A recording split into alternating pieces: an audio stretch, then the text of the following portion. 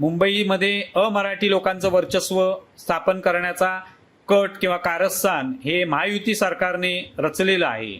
मराठी भाषा जी आहे ती अस्तंगत होणार आहे। मराठी शाळा ज्या आहेत त्या मोठ्या संख्येने बंद पडत चाललेल्या आहेत। असे वेगवेगळ्या पद्धतीचे आरोप त्यावेळेला केले गेले होते आणि त्यातून एक प्रचाराची दिशा जी आहे ती ठरवण्यात आली।